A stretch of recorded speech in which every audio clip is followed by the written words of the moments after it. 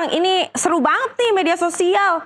Oh ya pemirsa, iya nih, Jeng Ayu kebablasan mainan HP. Nah, jadi apa kabarnya nih hari ini pemirsa? Pada kangen Jeng Ayu nggak? Pasti kangen kan?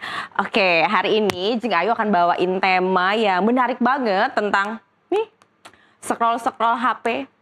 Dan ini sebenarnya udah jadi perbincangan lama nih pemirsa. Bahkan kayaknya dari zaman pandemi juga penggunaan HP terus meningkat kan. Terus kenapa Jeng Ayu ini dibahas nih judulnya?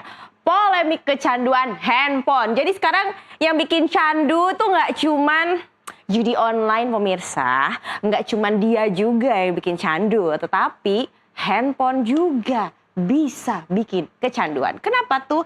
Oke, kita buka datanya dulu. Nah, jadi pemirsa, berdasarkan laporan Digital 2025 Global Overview Report, sebanyak 89,7% masyarakat Indonesia menggunakan ponsel untuk mengakses internet dengan rata-rata menghabiskan 7 jam 22 menit sehari untuk berselancar di dunia maya. Angka ini menjadikan Indonesia sebagai pengguna ponsel untuk internetan nomor 1 di dunia. Wih, gak main-main.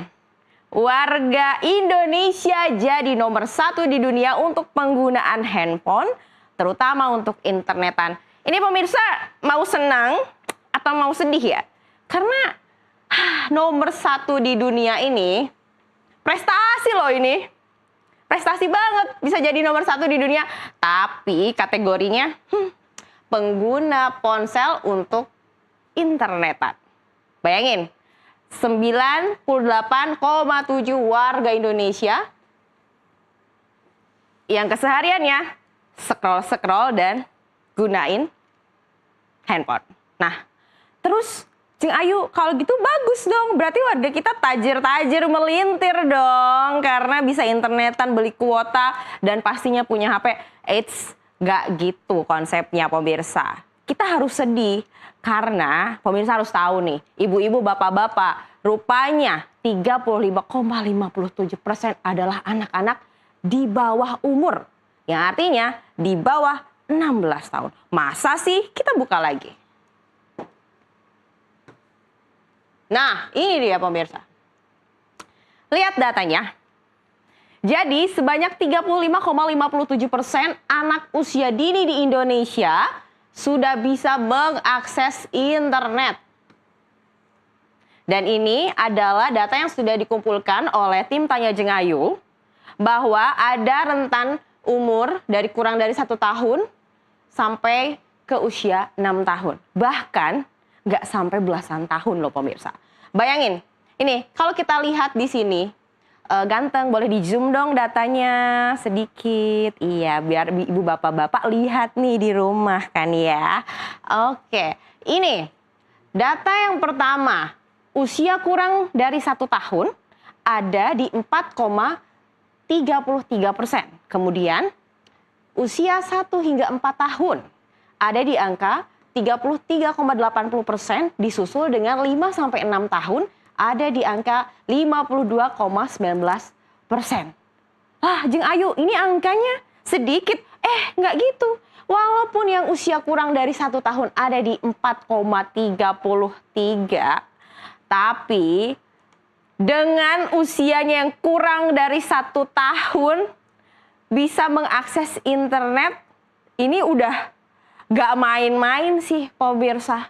Lah, terus kenapa mereka bisa akses internet? Kok bisa sih? Kan anak sekecil itu nggak tahu apa. Kata siapa? Jadi, fitur-fitur yang menarik ditawarkan di handphone membuat anak-anak jatuh cinta pada perangkat ini. Selain itu, HP juga seringkali nih dijadiin jurus jitu orang tua untuk membuat anaknya tenang.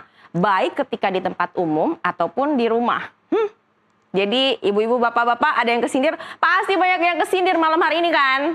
Iya, jadi kalau anaknya rewel di rumah, jangan dikasih handphone biar diem. Nanti efeknya jelek nih datanya. Kurang dari 1 tahun loh, bre, udah bisa main handphone. Dulu mah Jeng Ayu kurang dari 1 tahun masih nangis-nangis minta bubur kayaknya.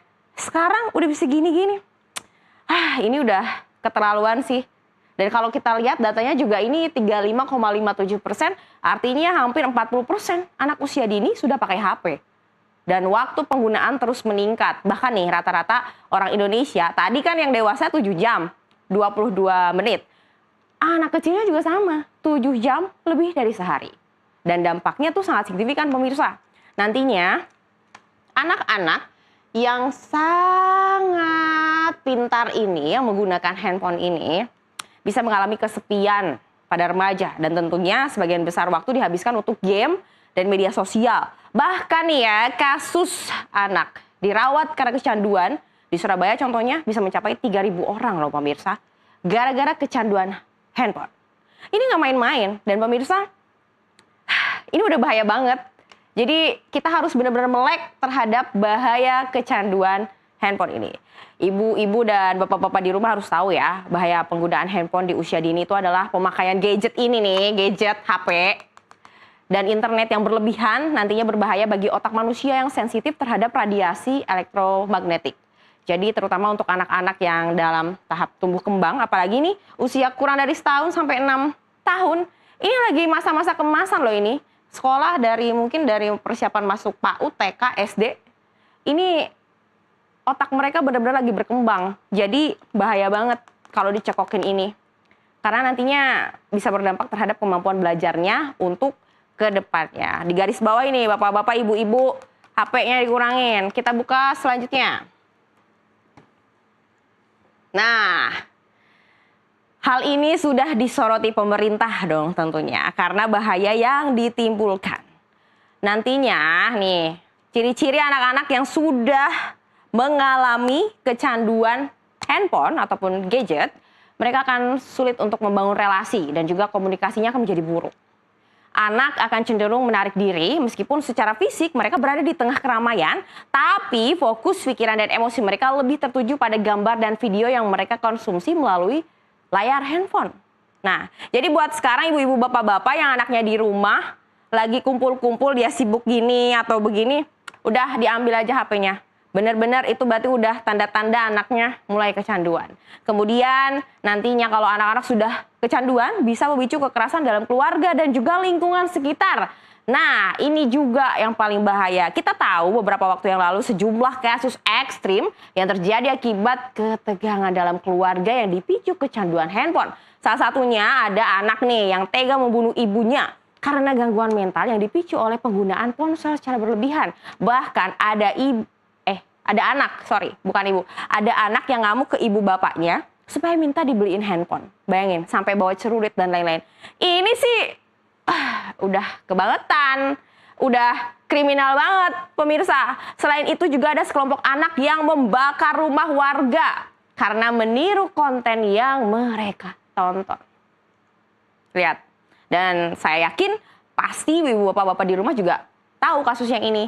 Selain itu nantinya juga akan masalah kesehatan, ya jelas sih nantinya akan ada gangguan pola tidur untuk anak. Karena anak gak mau tidur, maunya gini.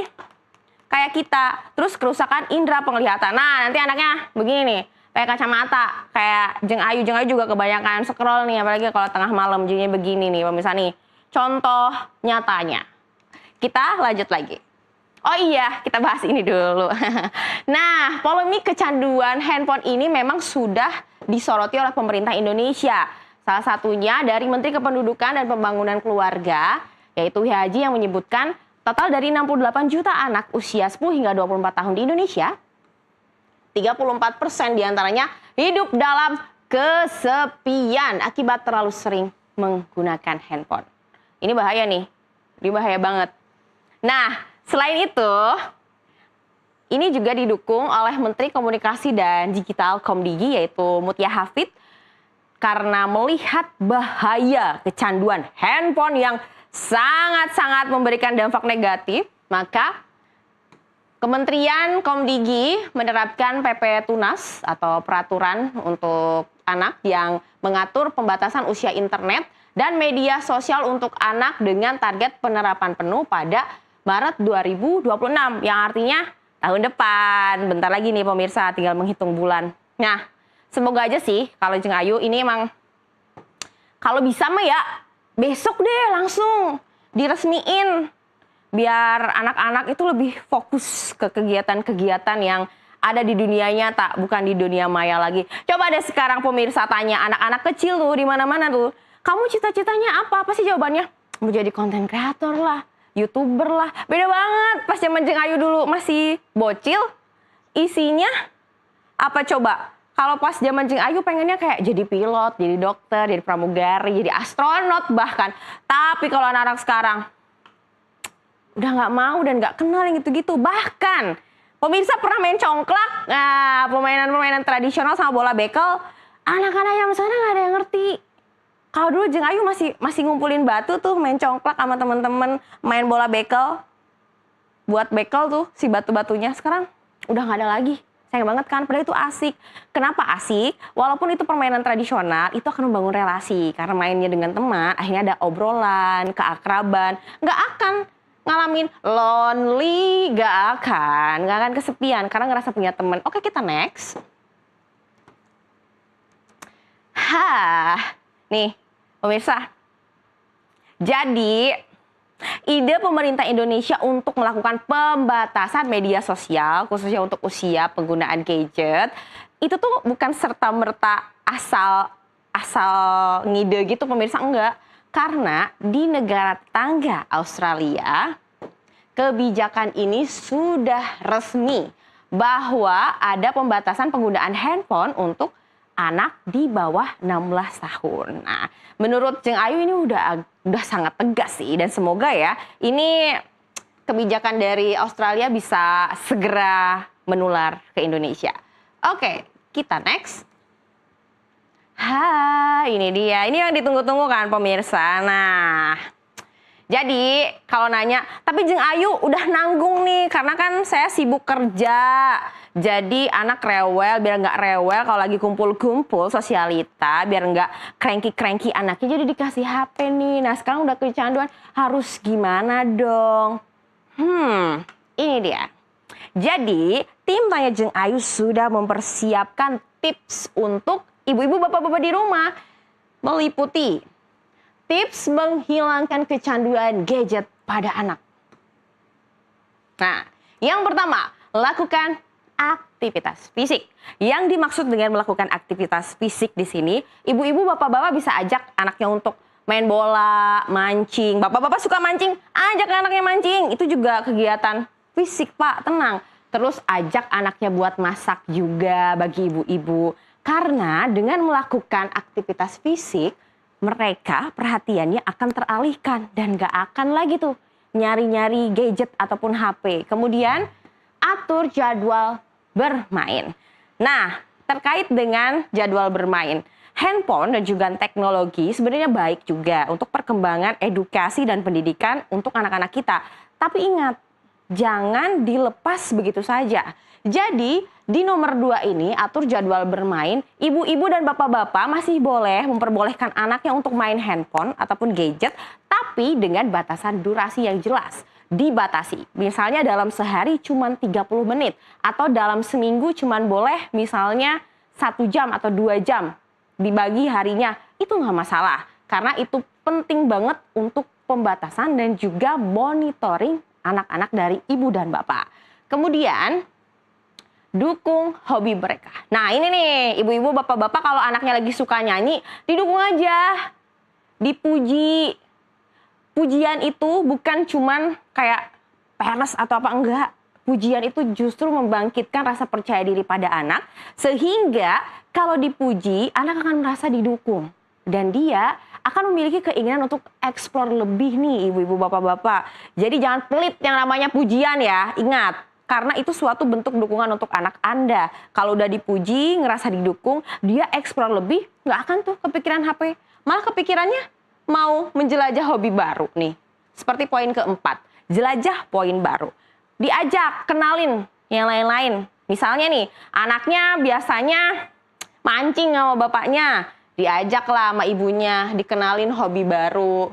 Kasih makan ikan kek, atau ngajak masak, bisa kan? Atau misalnya main ke kebun binatang, menjelajah, melihat hewan-hewan, sekalian mengedukasi, itu juga bisa. siapa tahu dia nanti jadi hobinya itu apa?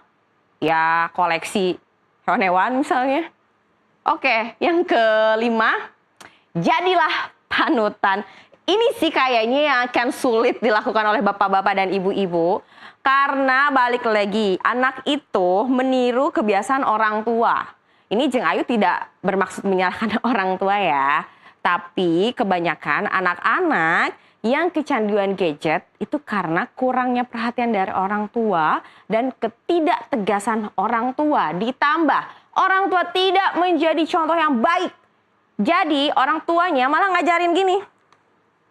Scroll terus bahkan di depan anaknya, dan itu nggak boleh. Jadi kalau emang lagi kumpul keluarga nih, bapak-bapak, ibu-ibu, kalau lagi makan, nggak usah ada yang main HP. Makanlah. Diajarin tuh anak-anaknya. Terus kalau misalnya lagi jalan-jalan juga, udah fokus ke anaknya. Nggak usah tuh scroll segala macam. Kalau bisa, ya nih, kalau bisa di depan anak jangan scroll deh. Mending dikasih kegiatan lain supaya anak juga meniru. Begitu ya, bapak-bapak, ibu-ibu. Dan oke, sekian tipsnya. Semoga bisa dilakukan ya bapak-bapak, ibu-ibu. Karena percaya deh, tanpa gadget juga hidup kita masih tetap asik, masih tetap menyenangkan. Jadi udah deh, tolong dipantau lagi anak-anaknya. Karena kita tahu, ingat ada program pemerintah Generasi Emas 2045. Kalau anak-anaknya kecanduan HP semua, gimana mau jadi generasi emas?